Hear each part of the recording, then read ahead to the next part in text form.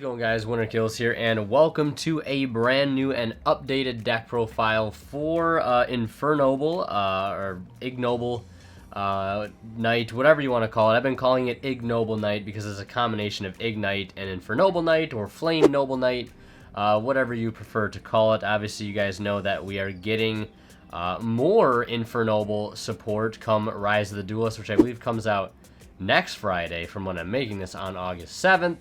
I'll be making a video talking about like the top cards that I'm most excited for, and some people in our Discord community are excited for, things like that, get some people involved.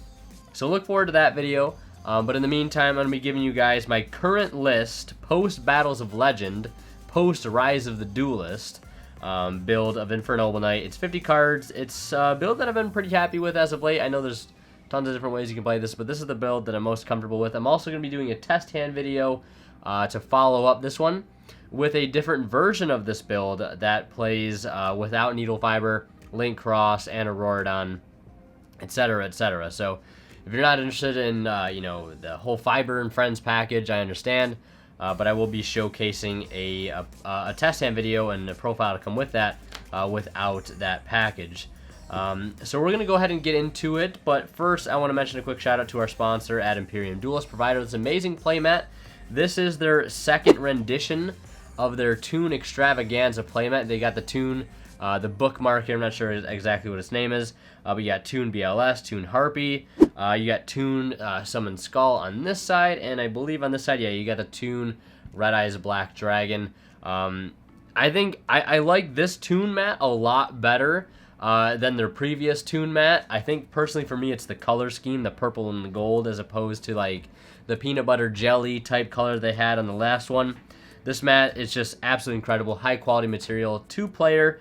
You can fold it in half for single player. So if you guys want to pick up this mat or any of these sleeves that I'm using here, the amber orange on the main deck, feel free to get it all on their site. Link to that down below in the description. You can get it all for 10% off using that discount code WinterKills10OFF.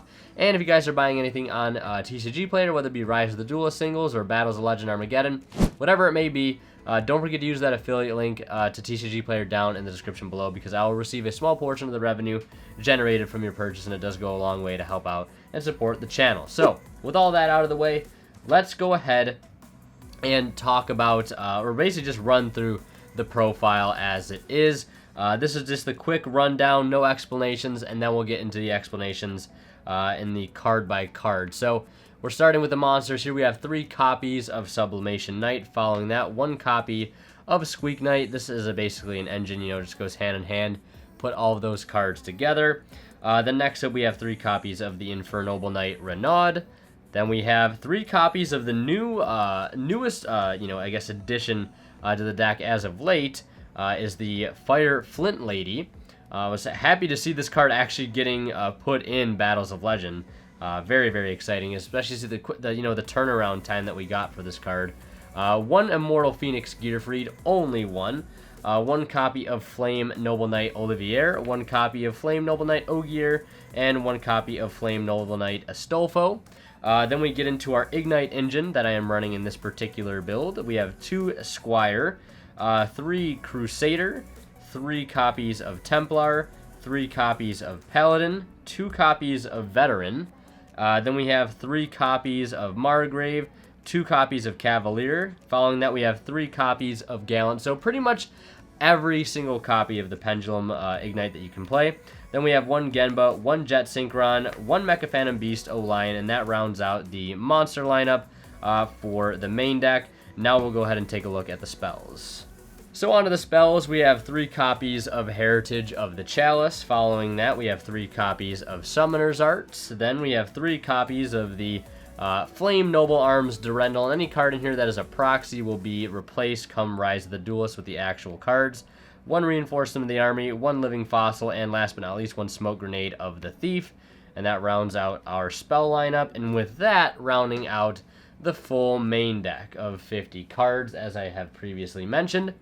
Now I'll run through the extra deck, where we have 1 copy of Abyss Dweller, 1 True King of All Calamities, 1 Borosaur Dragon, 1 Mecha Phantom Beast Auroradon, 2 copies of Isolde, 2 Tales of the Noble Knights, 1 Christian Halka Fibrax, 1 Ross, Link Ross, Then we have 1 Flame Noble Knight Emperor Charles, 1 Borlode Savage Dragon, 1 Adamancipator Risen Dragite, 1 Flame Noble Knight Vanguard Roland, 1 Herald of the Arclight, 1 Tatsunoko, and last but not least, 1 copy of Martial Metal Marcher. And that rounds out the extra deck. Should be 15 cards, of course, in total. Now we're going to go ahead and do the card by card, where we go ahead and talk about each card in the deck in detail and discuss its specific purpose. Alright, so now we're going to go into the card by card here, and the first card that we will start with and address is that of Sublimation Knight, or the Sublime Knight X Paladin, I believe was its name. It used to be. But this is single-handedly your best starter in the entire deck, because it enables you to get into a sold very, very easily, because of the card you grab with it always going to be Igknight, and we'll get to Igknight in a moment, though, and why it's the best card ever printed. But Sublimation Knight basically says if this card is normal or special summon, you can equip 1 Fire Warrior or Gemini monster from your hand or deck to this card as an equip spell. That gives this card 500 attack. If this card is in its owner's control, is destroyed by an opponent's card while equipped with a Gemini monster or monsters, you can special summon as many of those Gemini monsters from your graveyard as possible as effect monsters that gain their effects. You can only use each effect of Sublimation Knight once per turn. So we're only going to be using that equip effect where it says you can equip a Fire Warrior from your hand or deck. And obviously that is going to be Igknight, and Igknight can summon itself. It's going to get you into the sold. Essentially your 1-card combo starter. And since it's a Fire Warrior, of course, it is searchable via all of our Ignites, searchable via Rhoda. So very, very accessible card. I know some people play the Neospatian Connector. I just don't like it because it's not searchable by arguably one of the best engines in the entire deck, because it's not a fire monster. It is a warrior, but of course not a fire monster. And just having 3 Sublimation Knight, in my personal opinion, for this build is just enough to get you going. And even if this card, I mean, they can't ash it technically because it does not, summon from the deck. It's not adding from the deck. It's equipping from the deck. So arguably, Dodge is one of the better hand traps, most prevalent hand traps in the format. Then we have Igknight. Basically says if this card is special summon, you can activate this effect. Treat this card as a tuner. Also, you can only special summon it once from the extra deck for the rest of the turn. Once per turn, you can either target 1 face-up monster you can control, equip this card to that target, or unequip this card and special summon it. So yeah, basically you're just going to equip this to your Sublimation Knight and summon it and go into your Isolde and start your combo from there. So not much to be said about that. This is basically just your engine requirement for the Sublimation Knight package. And the nice thing about this, though, being the engine requirement, it usually sucks to draw, but this card can be summoned from the hand off of Sublimation Knight, so drawing it isn't always such a gut punch. So then we have one of the more important, if not one of the most important, Infernoble cards in the entire deck, and that is that of Renaud, a level 1 Fire Warrior. Basically says if you control a Fire Warrior monster, you can special summon this card from your hand. If summoned this way, treat this card as a tuner. You can only special summon Infernoble Knight Renaud once per turn this way. If this card is special summoned, you can target one of your Fire Warrior monsters or one of your equipped spells that is banished or in your graveyard except itself, and add it to your hand. So basically, this card is a very, very accessible extender in the fact that it can summon itself to the board very, very easily and recur resources from your banishment zone or from your graveyard.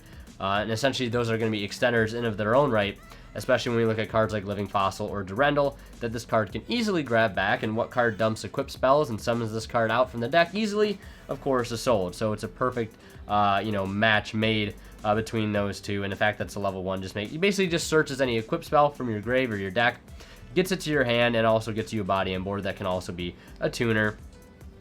It's such a good card. I wouldn't call it a starter card. I would call it a superior extender, if anything, just because how accessible it is, and the fact if your Sublimation Knight gets Veilered or Impermed or whatever it may be, and you've already got a Renaud chill in your hand, you just summon it and you just go into your combo anyways, and they just wasted either an interruption or a hand trap, whatever it may be, on your normal summon when you still have easily accessible extenders in your hand or more Ignites, whatever it may be.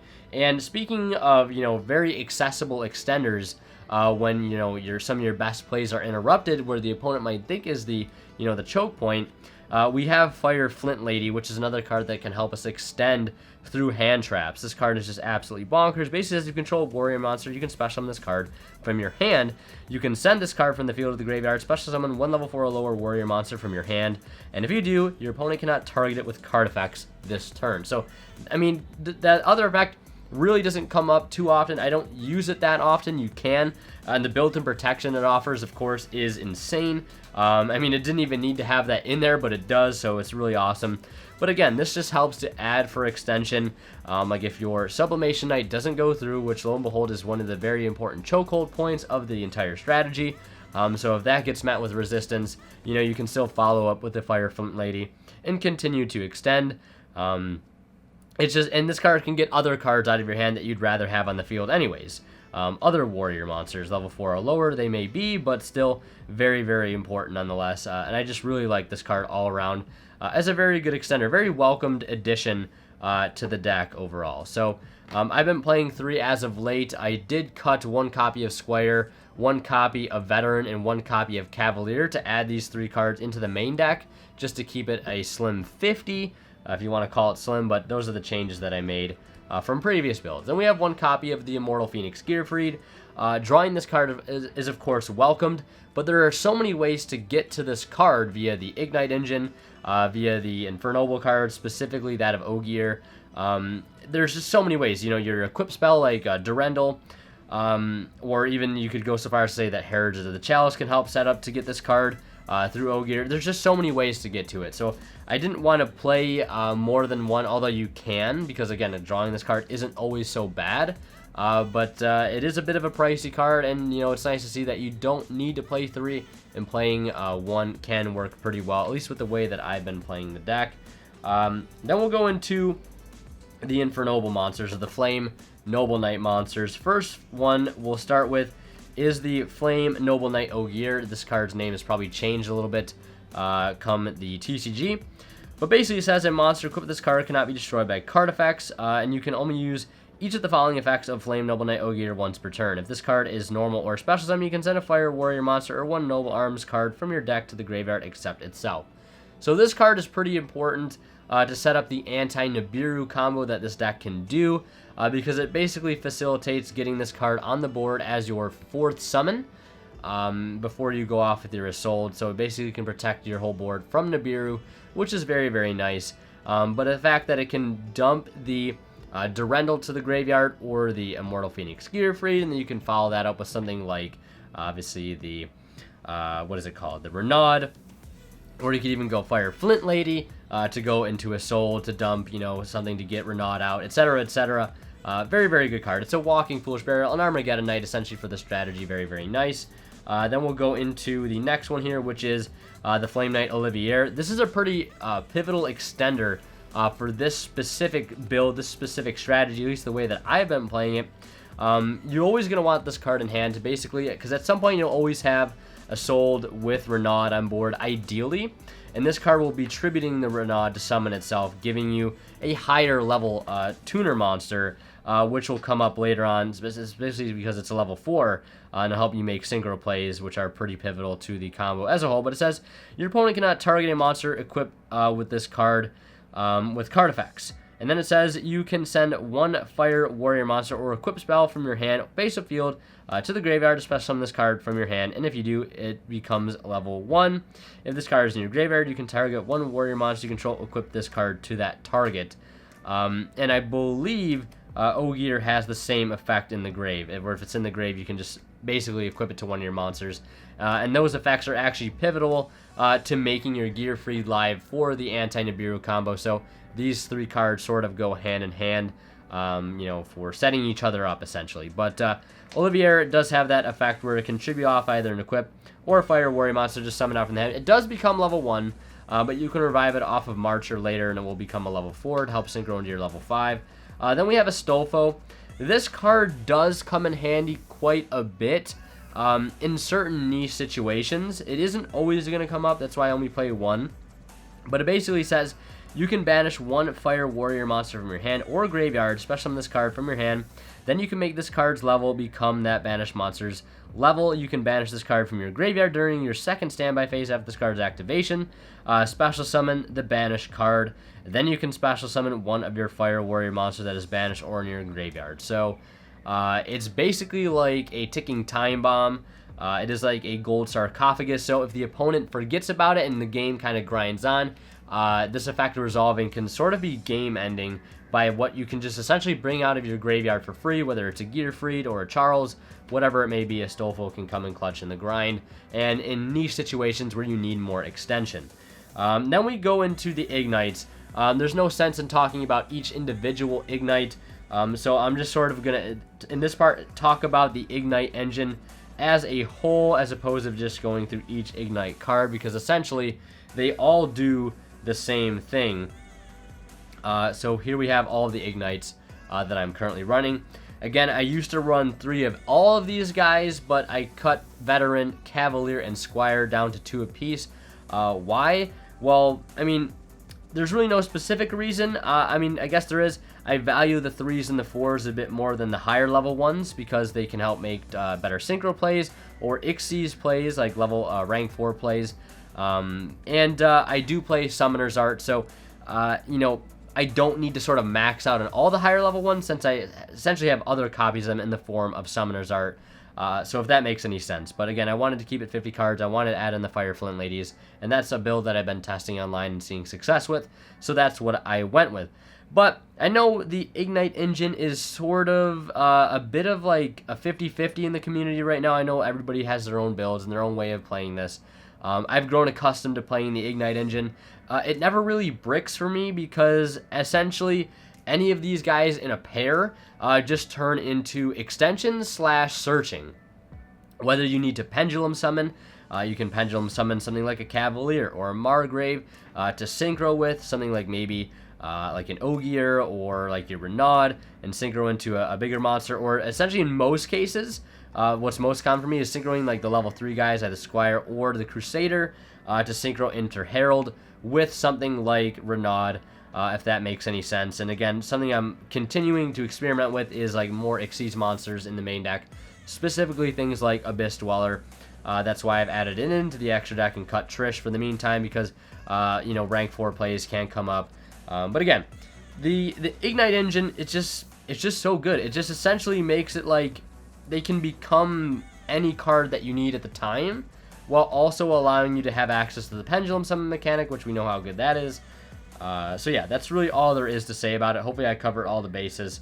I know some people like to play like smaller card counts, like 40 cards, which I completely understand. I'm an advocate for 40 cards, but this deck is a little bit different. When you have the ability to splash in an engine like the Ignite engine and it works as well as it does, I feel as though it's okay to do that, because again, these cards can essentially become anything that you need them to be, while also giving you the opportunity to extend via pendulum summoning. And the thing is, if you open one Ignite, it can essentially always turn into a pair via Isolde, because Isolde can always grab you your other scale, and then once you have the scale, you can pendulum summon, and then you can use the effects to destroy themselves to, of course, go get something like Renaud, Fire Flint Lady, Ogier, or something like Immortal Phoenix Gearfried, whatever it may be, and they just sort of pay for themselves, I guess. I would never really consider them minuses because, again, it's offering the pendulum mechanic and giving you searches in the process. I think it's just great all around. So then we have like more engine requirements here. These are Genba, O-Lion Jet Synchron, obviously Auroradon targets and Needle Fiber targets. This one's specifically needed for that of the Anti-Nibiru combo, which I will try to watch. I think I have showcased actually in a test hand video, so if you guys want to see that, it should be linked up here in the top right or annotated at the end of the video somewhere on the screen. So just feel free to check that out, where I do showcase the Anti-Nibiru combo a few times and using this card and using all of these cards essentially. But these are the Garnets. These are sort of the necessary evils, at least in this particular build, obviously, since we're playing Fiber and Friends. So that's that. Now we're going to look at the spells, the card by card. For the spells, we have Heritage of the Chalice. This essentially is like your 4th, 5th, and 6th copy of the Durendal, or additional copies of any of your Infernoble Knight monsters. You know, add one Noble Knight monster or Noble Arms card from your deck or graveyard to your hand. And then if your Noble Knight monster equipped with a Noble Arms equipped spell is destroyed by battle and sent to the graveyard, well, this card in your graveyard, you can add this card to your hand. You only use this, use one Heritage of the Challenge effect once per turn and only once that turn. So the second effect really has never come up for me. Just a generic searcher, like a Rhoda, for most of your Infernoble stuff. And also another thing to take into account, the fact that these guys can add any Fire Warrior from your deck, but they can also add them from your grave. So you can just recur that Gearfried consistently with the Igknight engine. So I figured I'd point that out as well since I forgot to mention it. Then Summoner's Art, again, just more search power for your higher level Igknight monsters because it does add level 5 or higher normal monsters. Then we have 3 copies of the Noble Arms Durendal. Basically says while this card is equipped to a monster, you can add one level 5 or lower Fire Warrior monster from your deck to your hand, then destroy this card. If this card is sent to the graveyard because the monster it was equipped to was sent to the graveyard, you can target one level 5 or lower Fire Warrior monster graveyard special summon. Also, you cannot special summon monsters for the rest of the turn, except for Warrior monsters. You can only use one Flame Noble Arms Durendal effect per turn and only once that turn. So again, just more search power. It's pivotal because it's an equip. It can be sent to the grave off of Isolde, added back off or not, and then this searches you Olivier, and then you can just sort of combo on from there, if that makes any sense. And then we have a Rhoda, of course, more search power and consistency. One Living Fossil, one Smoke Grenade of the Time Thief, or of the Thief. I keep saying Time Thief every time I look at this card. But these are just essentially like other options to send off of your Isolde. This card can allow you to basically cherry pick a card out of your opponent's hand during every end phase, regardless of like your combo, because of the effect of the synchro that Charles, his effect that it offers, will allow you to basically send this to the graveyard, equip it, and then when equipped you get to destroy a card. You destroy this, you get to look and cherry pick one card out of your opponent's hand. So this is like always a guaranteed. You never really need to send this off of Isolde unless you have nothing else to send. Then you can send it. Living Fossil is there if you're short on extenders because you can just grab it back off or nod. Or maybe if you've already opened Durendal, you can send Fossil instead and then just play your Durendal from hand. So yeah, etc., etc. That is it for the detailed breakdown of the main deck. Now we'll go ahead and take a look at the extra deck. We'll start with the Xyz monsters. We only have 2 of them. First one being True King of All Calamities. This can be made with Charles and the Immortal Phoenix Gearfried. This card rarely ever comes up for me, but I might start going into it more often. It really just depends on how much Dark Ruler No More is basically prevalent where I play, or based on seeing trends on online tournaments, etc., etc. Because this card obviously doesn't really lose to Dark Ruler No More, but it can lose to things like Impermanence, obviously, and Forbidden Chalice, Gamma, whatever it may be. But it still can be a pretty secure win con in some cases where, like, just if you have access to only like Charles and Gearfried, sometimes trading them out for Calamities might be the better thing to do. Abyss Dweller, stopping graveyard effects I heard was pretty good this format, especially with Eldritch being as good as it is. Stopping those Block Dragon searches, slowing Adamancipator down a little bit, slowing down Invoked. And again, the only reason I wanted to put this in here, because I was playing Trish, but I decided to cut Trish for the Dweller, because of the rank 4 options that can come up sometimes through the Pendulum Summon mechanic with the Ignites. I was tempted to also play a rank 5 too, with the the level 5 Ignites that you can get. So one Link Cross, obviously a main part of the whole Fiber and Friends combo. Obviously Halka Fibrax for the standard Savage Herald play. So really not too much to say about those. Double Isolde, because if the first one gets stopped before you use the second effect, you have options to go into the second one to sort of complete the second effect and continue comboing from there, because if the opponent isn't paying attention and they stop the first effect, they use the Ash on that first effect that adds the card, which at least for this deck is actually relevant. In most other decks I've seen that run Isolde, the card that you're searching off of Isolde's first effect, the one that you can't summon, use that effect of, or whatever it may be. In this deck, it's a bit different because it can always get you an Ignite to complete a set of them, which is just going to guarantee you a free search. So Isolde's first effect might not seem too great in other decks. It's actually pretty fantastic in a deck like this, and if your opponent knows that, they might be more tempted to stop and use a hand trap on that first effect, where you can extend it with something like Fire Flint Lady, go and do another one, and resolve the second effect uninterrupted, since they already spent that hand trap. At least that's what I've experienced in the past. Of course, that's not how it's going to always be, but again, that can sort of be how it plays out. Mecha Phantom Beast Auroradon for, of course, the Fiber and Friends combo. An interesting thing with this, though, is if you happen to open Smoke Grenade of the Thief, you can actually equip it to your Auroradon and have it destroy this card to take 2 cards out of the opponent's hand. So there's actually a little bit of good in opening Smoke Grenade if your rest of your hand, of course, is playable with Auroradon, because Auroradon can set it off a second time, essentially, in the combo. Borosword Dragon, I really wouldn't play Access Code in here because there's no real easy way to get like 2 Link 2s on the board. You're never really trying to do that. And the 1 Link 3 you do get on the field is in the form of Auroradon, which I believe after you use this effect you won't be able to Link Summon anymore. So Borosword Dragon just seems like it fits the bill better in this particular deck than Access Code does. Now we'll head into the Synchro package. We have Martial Metal Marcher, again a huge part of the mainstay combo. The Tatsunoko is important for the anti-Nibiru play, and again, if you want to see the anti-Nibiru play, check out that test hand video. Please, for the love of God, check it out. It will explain a lot of things. Herald the Arclight, again, part of the Savage Herald Arclight play. Then we have the Flame Noble Knight Vanguard Roland. I know there's another level 5 synchro that got announced for the Flame Noble Knights. That card's pretty good. Might be a pretty decent going second option. I don't know where I would put it into the deck right now. But this card is pretty pivotal during the combo, and you'll need this to sort of go into your level 8 synchros with. Then we have the Dragite. This card helps you go into that of Charles in the anti-Nibiru combo, or it can be left on the field in form of its own negate and interruption, but you'll miss out on the hand loop type effect that Charles offers. Obviously the B-Sav for the mainstay combo, and the Charles for, again, part of the mainstay combo. This is the card that allows you to sort of trigger that the Smoke Grenade every single time, because you'll be able to resolve its effect during pretty much every end phase, and always in combination with that of the Roland. I'll read the effect real quick. It basically says, if a monster in the field becomes equipped with an equipped card, even during the damage step, you can destroy 1 card in the field. And then it says, during the end phase, you can equip 1 equipped spell from your hand or graveyard to this card. Then you can equip 1 Flare Warrior monster from your deck to this card as an equipped spell with this effect. The equipped monster gains 500 attack. So basically, Roland will set up the Smoke Grenade in the grave. Then the Charles will equip it, and then once it's equipped, that effect will activate, triggering you to destroy a card. You'll destroy the Smoke Grenade, and then obviously you get to look and take that Dark Lure No More out of their hand, whatever it may be.